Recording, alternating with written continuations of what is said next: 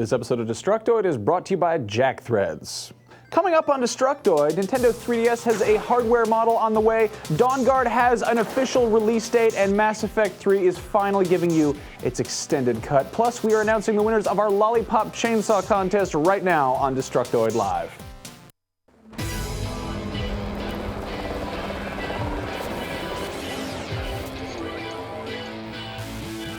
Hey there, welcome to Destructoid. I'm Tara Long. And I'm Max Scoville. Happy Friday live show, Max. It's good to be here. It's fun. I like Yeah. the live shows are the best part of our week. Be honest with me, Max. How terrible was it hosting one of these with Anthony? That was actually really fun. I did miss you, though. It's been good having you back. It was terrible, though, right? Like, you mean fun in a really bad way? Like all those movies you So like? I reviewed a game over on the Rev3 Games channel. I don't know if you saw that. I reviewed Quantum Conundrum. I wrote a review all by myself and played the game and was like, here's what I feel like about this game.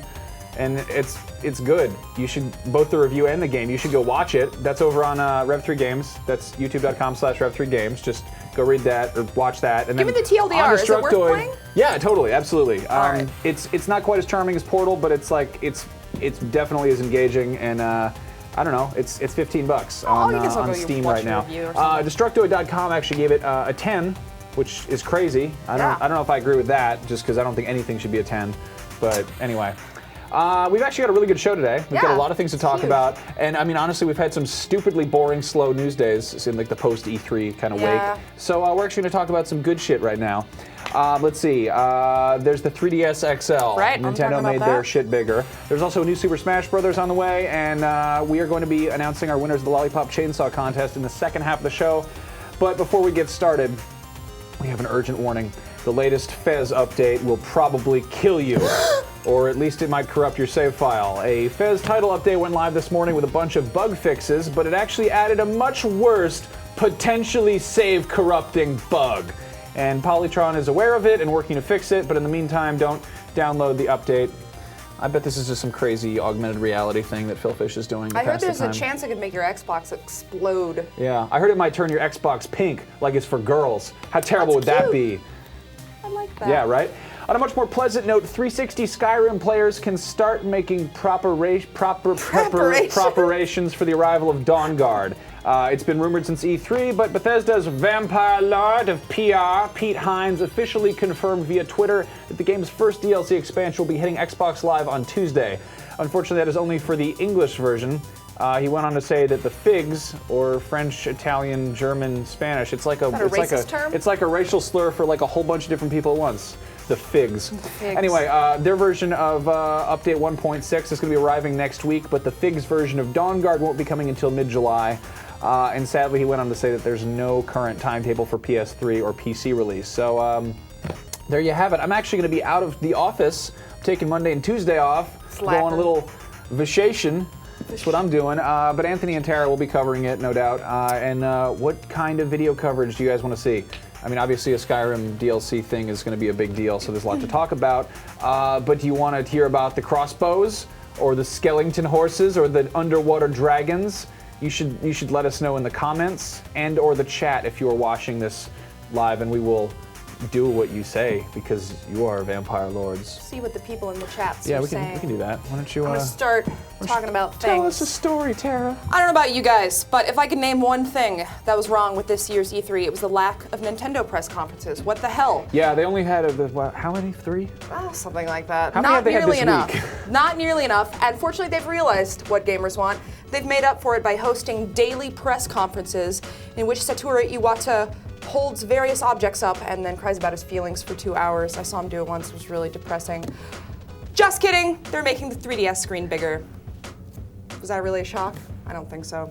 The big news to come out of last night's press conference was the announcement of a 3DS XL priced at $199 and set to release in North America on August 19th to coincide with the release of New Super Mario Bros. 2, which we're going to talk about later in the show. But the new model increases the top screen size almost 90%. It goes from 3.5 up to 4.88 inches, while the bottom screen goes from 3 inches up to 4.18. But of course, with a bigger screen comes a bigger system, and indeed, the XL is roughly 50% larger than the previous model. But on the upside, Nintendo promises 6 hours of battery life, which is double what the regular 3DS gets, which is almost reason enough to buy it, I think. As expected, there won't be a second analog num, but the system does come standard with an AC adapter and a 4 gig SD card. And in North America, it'll be launching with 2 colors. You get blue and red. Japan gets white. The cruel irony. I know that's not irony, but I'm mad about it anyway. Why does America never get white things at launch? I don't know. Why is it so hard to be white in America? I don't get it. Oh God, this is getting terrible.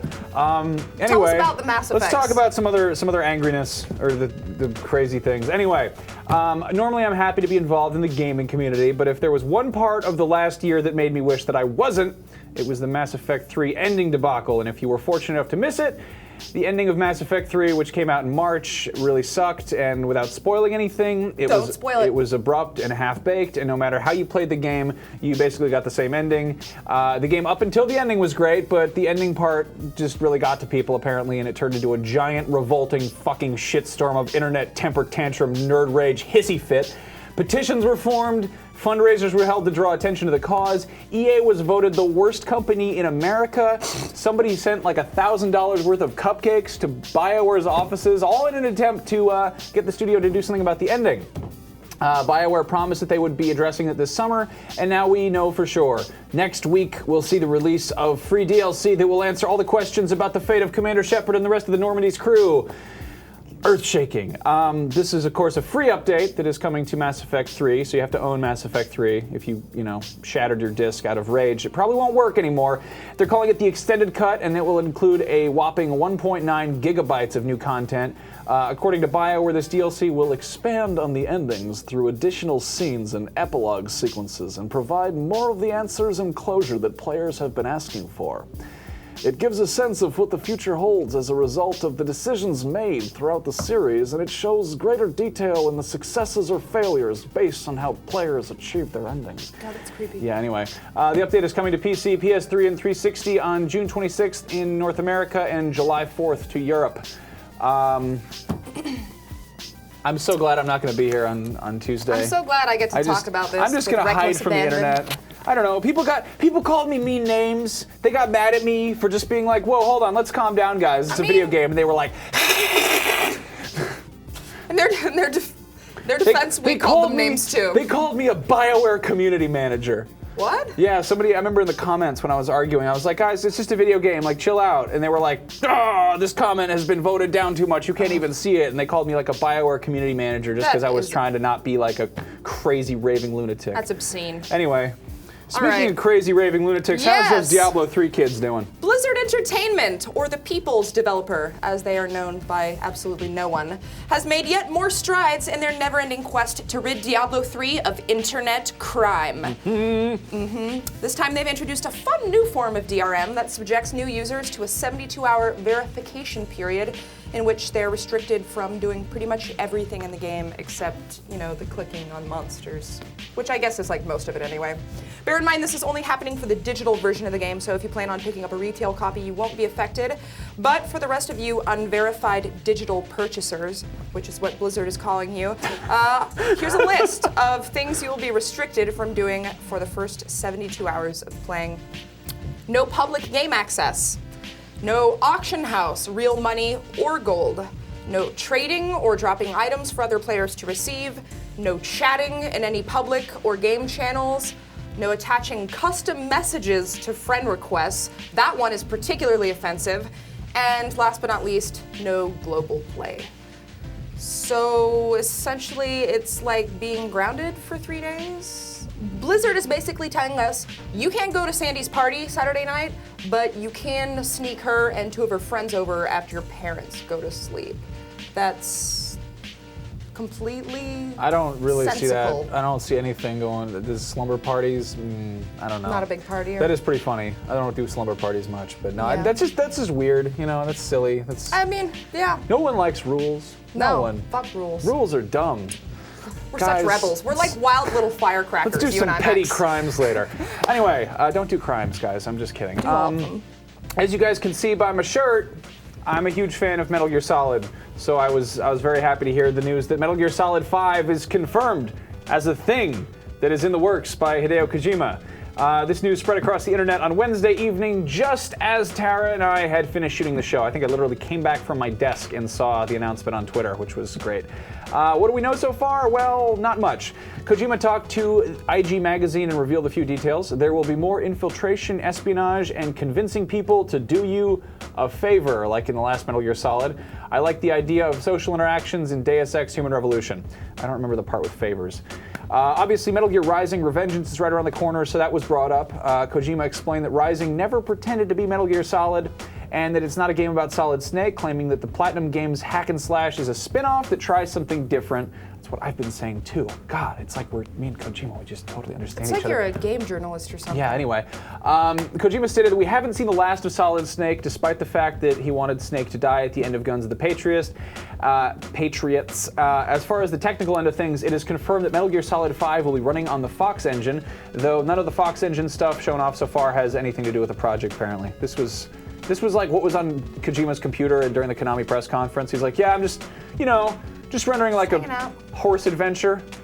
Just in the woods with some horses. That's the thing that I'm just showing off. Anyway. It looks like Fable. Personally, I'm stoked. I love Kojima's games, though I still haven't managed to finish Metal Gear Solid 4, which I should probably be ashamed of, I know, but every time I put it on, I play for about 5 minutes, like actually play the game, and then I wind up sitting through like over an hour of cutscenes, and I'm cool with cutscenes and story, but good lord, Kojima, hire an editor, leave some shit on the cutting room floor. It's terrible. Like, I watch the movie, and I'm like, I could have watched the real movie. I know this won't be the case, but I would love it if Metal Gear Solid 5 left some of the convoluted plot lines alone. I've said this before, but I think it would be really cool if he did like a redo of the first Metal Gear game, like the old NES one that had famous lines like, I feel asleep, and wonderful characters like Shotgunner. Anyway, I shudder to think what a Metal Gear Solid reboot would look like, but considering that Metal Gear Solid 4 was actually the 6th game in the series, not counting PSP titles, and how much the early games have aged, like they were for the original Nintendo. They're as old as I am. Not to mention the excessively bloated canon. I feel like the series could probably benefit from a fresh start. Anyway. You and many others, I'm sure. Yeah. Well, it's just like, you talk that to, they're like, hey man, you want to come over to my house and play Metal Gear Solid? And they're like, no man, I don't really feel like watching a movie right now. There's too much just fluff in there, and People are wanting to know where you got your shirt. Okay, here's a funny thing, guys. I don't mean to, I'm probably breaking some rule here, but if you go to google.com and type in words, if you type Max, in... just tell them the website. Foxhound shirt. I got it from bigbadtoystore.com. There you go. Please That's send me all you free had to shit, say. guys. Bigbadtoystore.com. It's a toy store, but you can seriously just Foxhound shirt. Well, while we're on the subject of clothing, why don't we take a second to thank our sponsor, Okay. Were you offended by that? No. Okay. Tell them where I got my jacket. Oh, all right. Jackthreads. There you Ha-ha. Guys, only suckers pay full price for clothing, so just stop it, okay? There's no need. Jackthreads has you covered with a wide range of alternative apparel brands, stuff like Kid Robot, Hurley, Stussy, whatever he's wearing. You can get them all discounted at up to 80% off every day. Jackthreads is an invite-only shopping club, and they've got all the street, skate, and surfwear brands that you want at prices that will melt your brain. Typically, there is a wait list to join, but they like us so much that they're gonna let you guys in right now for free. Just head to jackthreads.com/destruct and sign up, and you'll get instant access to their entire catalog immediately. Again, that is jackthreads.com/destruct, and every sign up helps support the show and your chances of getting laid. Intercourse not guaranteed. Back to the show. So believe it or not, the 3DS XL was not the only piece of news to come out of Nintendo's press conference last night. We also got some rather surprising announcements, including one which revealed that Namco Bandai is going to be helping develop the next Smash Brothers game. Who knew?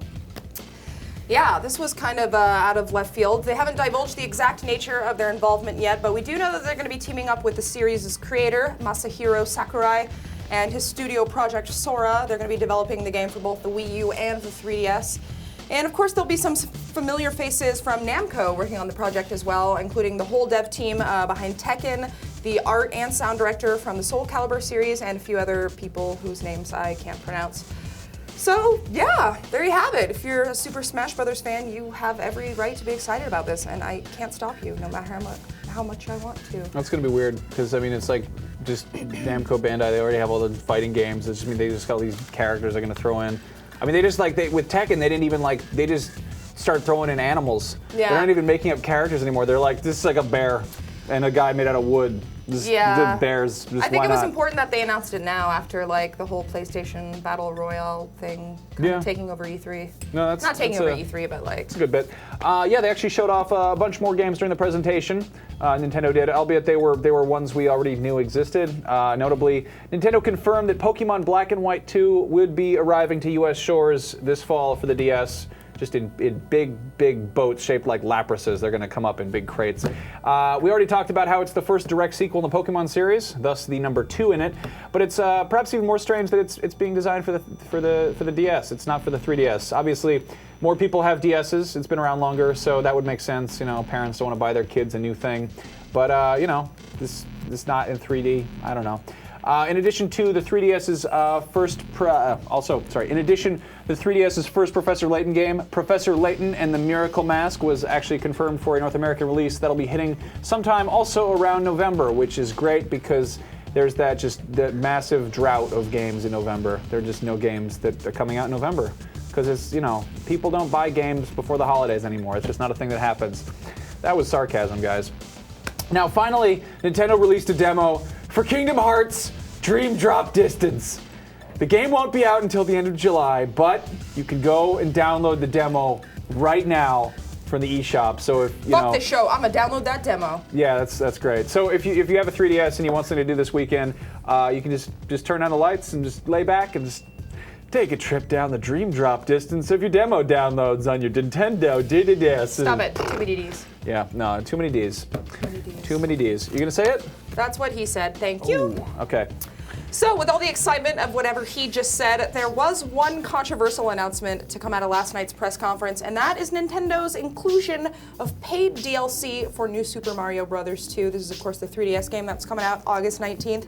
This DLC comes in the form of extra levels for the game's Coin Rush mode, which is a mode where you run through 3 random courses back-to-back with only 1 life, trying to collect as many coins as possible. Actually seems kind of like a fun, cool little mini-game type thing. But presumably because they anticipated backlash on this, Nintendo was quick to state that the DLC stages aren't going to be created until after the game has been released. And they also added that they plan on incorporating user input into their design. What are our thoughts on this? I'm pretty sure that the new Super Mario is going to require a constant internet connection so that they can allow for a real money auction house. There'll be a 72-hour trial period. The gold, I don't know. They've said before in the past that they're like, yeah, DLC is silly, and you know. What is it? They're like Angry Birds having a free video game, but that's devaluing video games, and it's just like, guys, what are you doing? Unless this is like a parody of DLC because you're like paying like a little bit of money for like a level where you're just a man running through grabbing money. Yeah. It's like you can play as us. It's a metaphor as we just take all your for gold what coins. you're actually doing. I mean, it's a little bit more understandable developing like new levels as opposed to just saving the entire game mode for DLC, which is what I thought it was at first. But still, that's not cool, Nintendo. You guys, you're becoming the people that you used to make fun of. Yeah, people who steal gold coins. Don't do that. Be nice. Anyway, let's take some questions from our people watchers. keep asking me if I'm wearing contacts. I don't think they have been watching this show for very long because I used to never wear glasses and I only recently started doing it. So yes, I'm wearing contacts. Maxi88 says, have you guys seen Valve's new ARG that's been going on a few days now? I heard about it. The banana thing? The banana thing? I don't know. I just see things with bananas in them and I just kind of zone out because I think it's just like another Mario Kart or like another picture of like, you know, Iwata holding up a banana. I'm on banana overload, guys. Hey, speaking of, we photoshopped a picture for this episode. Where was it? Our producer cut it out. Our producer doesn't want to show it. I requested that he. You know what? We can put that on our Detoid Show Facebook page, and then you can go see it over there. It's not the same. Okay, well, humor me, Tara. It's facebook.com/Detoid Show. That's it, right? Isn't that the one? Yeah. Okay. There's a flashlight in it. There's a flashlight in the Photoshop. So anyway, we had our Lollipop Chainsaw contest. We asked you guys to take food items and weapons and combine them to create your own AirSats knockoff Lollipop Chainsaw game ideas. And I photoshopped the winners. There are 10 of you. We shall begin now. This is what he did instead of writing the show this morning. I had a fun day. I had a great day. This has been like the dumbest day I've had in a while. For starters, we got Natalie Flores, who gave us Jalapeno Shuriken. That is the game You got jalapenos and shurikens. She looks like a knockoff Juliet Starling, but like a Detroit version or something. Yeah, she's a little bit trashy. I don't know. Then there's Nick Sapon, who gave us quiche rapier, which I'm much happier with. That's good. Look at that. Like the sexy French maid. Mm-hmm. There's a quiche and a rapier and a French maid. This is what I did at work today, guys. A lot of pictures of French maids. Anyway, then we got Dakota Shepard, who did edible underwear bullwhip. That's the game. Yeah. That is a dude. That's the best part is that's actually a Lollipop Chainsaw costume. And that is a dude. I searched for gimp mask, and that was the first thing that came up that worked. So is that like it doesn't have to be a girl. It could be whatever you want. Just wearing fruit roll-ups. Anyway, then we've got Quantum Flux, who gave us Buttermilk Bear Trap. This is the point in the day when my brain just stopped working. It was like my brain was just screaming and trying to get out of the inside of my head, and I'm like, put a bear trap on a I think it's funny that the bear trap is covering her vagina because she looks... I don't see that so much. Next, we've got John Washington, who gave me Lemon Luger, and I didn't want to be sexist. Okay, Lemon Luger is like a citrus Nazi with lemons. That's the joke, I guess. Anyway. He looks like the guy from... He looks like Curious George's dad. Yeah. You will come with me, George. I have lemons for you. Then, of course, there's Jacob Wright Piersanti, who gave us Ravioli Nail Gun, and then inexplicably in the email just wrote Baja Men, which I thought was really funny. Because, again, my brain had stopped working at that point. But look at her. She's like a construction worker with a nail gun. She's trying to go to the ravioli feed, but there's zombies or monsters or something, and she's got a nail gun. All the time. Then there's Alan Henry, who gave us Durian Jackhammer, which actually sounds like a really cool name. That is terrifying. Yeah, like I said, just gradual descent into madness. I gotta say, it's impressive that you managed to do these so quickly. Yeah. A durian is a fruit that looks like a Star Wars character, so... And it probably tastes similar. Yeah. Anyway. Then we've got Dale Carey with Cabbage Mace. That's a fantasy game. A fantasy vegetable game.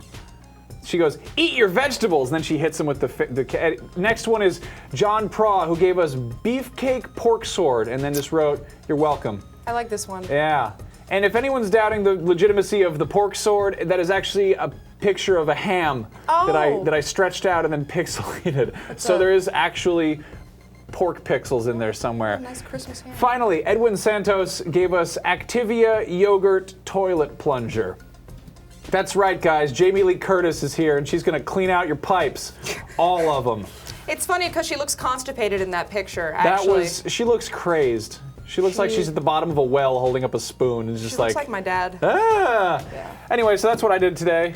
How was your day? Good job, Max. You get a packet of fruit snacks after the show. I don't want to eat fruit snacks after looking at that one with the bullwhip and the gimp mask. I'm afraid that is all the time we have for today's live show. But first, we have some shameless plugs for you. We've got walkthrough videos up for all 4 character classes in Borderlands 2 with commentary. Some of it's funny, not all of it, but some of it. You can find our Maya the Siren and Axton the Commando videos here on this very channel, Detoid.